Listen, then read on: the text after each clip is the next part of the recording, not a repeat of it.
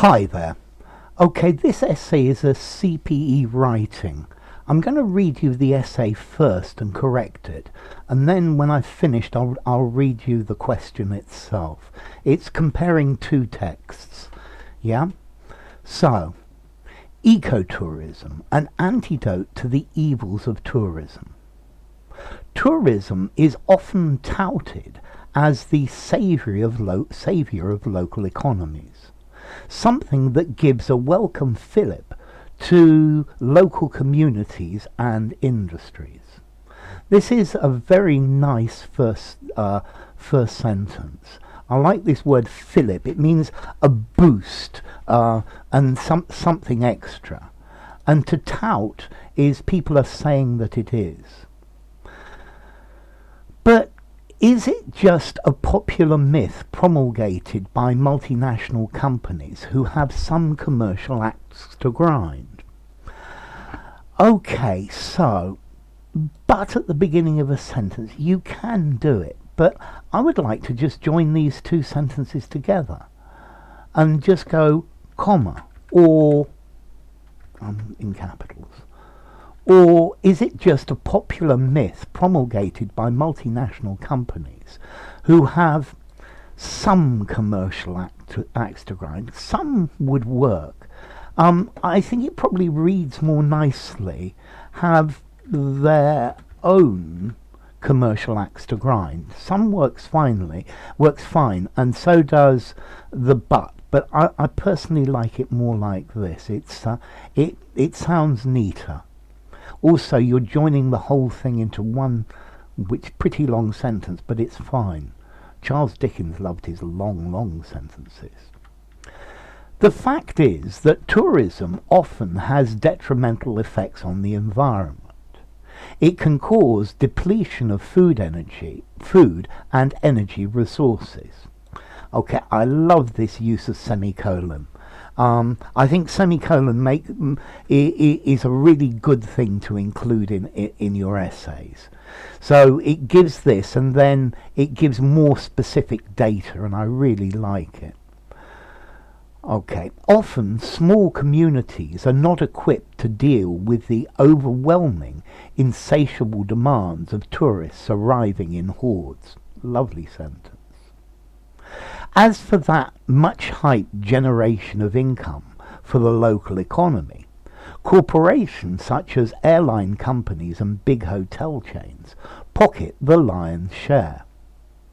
Locals are left to pick up the pieces after delicate ecosystems are polluted by large-scale construction projects. Okay, you can use an R as a present simple, but here I would prefer have been. This is indicating it's as a consequence. So they were once clean, but now they're polluted. I also really like this use of pick up the pieces, because here pick up the pieces, this is talking about doing the best you can with what's left after something has been broken. Yeah? So, I don't know, after his divorce, his mother was left to pick up the pieces to help him get over it. Okay, so pick up the pieces. It's when you drop something and it shatters, and you pick up the pieces and see if you can do anything with them. But what's really nice with that is this is also echoing. They take the scraps that are left after the big corporations have taken the lion's share. So yeah, pick up the pieces, pick up the scraps, or the scraps from the master's table or something like that would be talking about money. But this is talking about living with what's left of their ecosystem and echoing back the idea of getting what money they can that's left over. Ecotourism is a new ambitious iteration that promises to curb the aforementioned excesses by focusing on sustainable travel. Okay, that's a really nice sentence as well. I like the use of this word iteration. An iteration is a repeat of something. You repeat something again and again and again and again until you make it better, or you make it perfect. So iteration, it's just saying a new idea for tourism that's maybe better than the previous ones.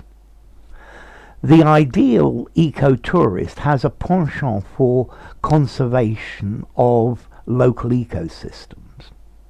The emphasis is on becoming educated about the physical landscapes and cultural characteristics. Ecotourism may provide funds for conservation and tangible pecuniary advantage to indigent locals. Okay, let's see.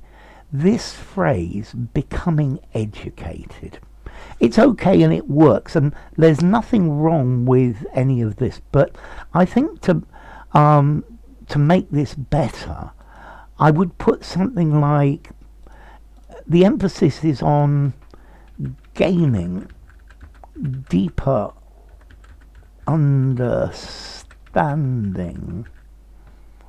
understanding of the physical landscape and cultural characteristics. We can find a better word than characteristics.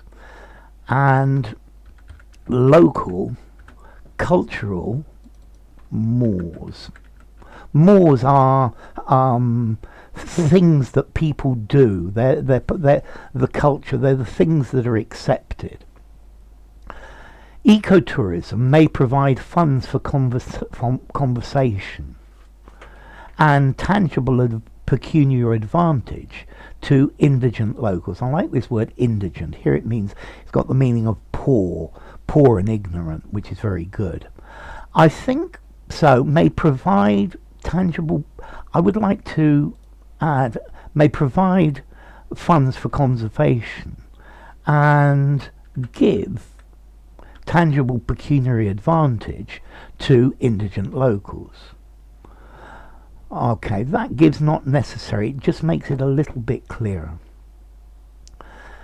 Despite the popularity, many ecologists are skeptical of ecotourism as well. So, despite the popularity, it's okay I would prefer its popularity. Many ecologists are skeptical of ecotourism as well. Yeah, I guess as well. Despite its popularity, but as well as who? Okay, as well as the writer. We can leave the as well. So instead of that, let's put an adjective here. Many ecologists are deeply skeptical of ecotourism. There is no precise definition of the term, so it is difficult to know which trips can actually be dubbed, I love this word, eco-friendly, to call. It should also be noted that ecotourism activities are, in and of themselves, I love that little bit, that's very ambitious and very nice, issues in environmental impact. Issues in, I'm not very happy about this in, issues causing environmental impact, are issues causing environmental impact. Impact on the environment, environmental impact, it works. In other words, even the mindful step, great word, of the most conscientious and circumspect ecotourist may engender, great word, problems and end up disturbing flora and fauna. Okay, we could have it general. I might put a "the" here. I don't think it's necessary though. The naive ecotourist may believe that because they are merely taking pictures, they keep ecotourism sites pristine and unsullied, lovely word. But even spiritual sounding activities, such as nature hikes, can be ecologically destructive. In conclusion, ecotourism is much better than its antecedent, what came before. But whether it is the single panacea for the problems posed by conventional tourism is open to debate. So the single panacea, I'm not terribly, firstly,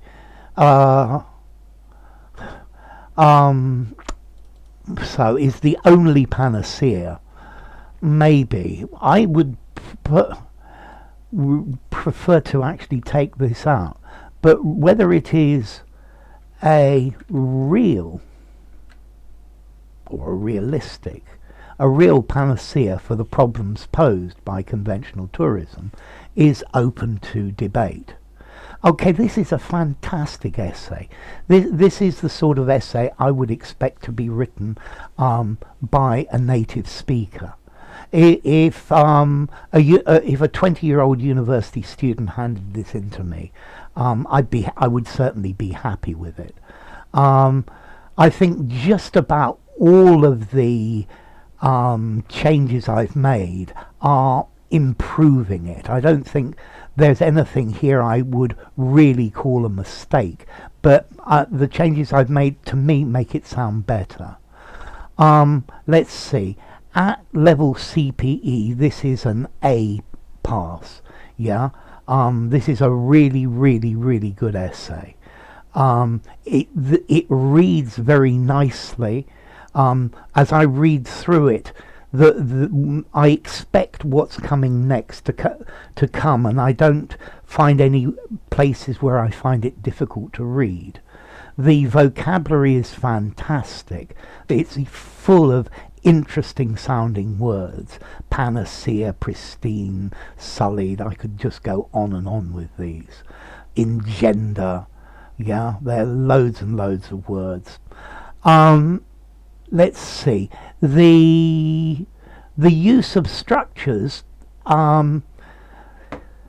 it's not terribly ambitious in terms of structure, but it doesn't need to be, because it's so well written and it's so cohesive. Yeah, cohesion. This semicolon adds cohesion to it as well. But it's really, really, really nice. I like the way it's put together. This is a really, really good essay. This is what I would call near native level or native level.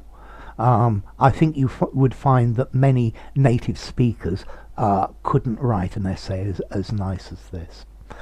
Okay, so before I finish, let me just read the question so that you actually have some sort of reference of what was being asked. Question: read the two texts below. Write an essay summarising and evaluating the key points from both texts. Use your own words throughout as far as possible, and include your own ideas in your answers. The downside of tourism. Despite the importance of the tourism industry to local economies, there are significant costs to being a popular holiday destination. Local cultures can suffer as the needs of the tourist are given priority. For example, local shops can be demolished to make way for larger retail developments. In addition, the negative effects on the environment are well documented. Areas suffering from scarce water, food and energy resources can see the situation deteriorate, with the extra demand caused by an influx of tourists.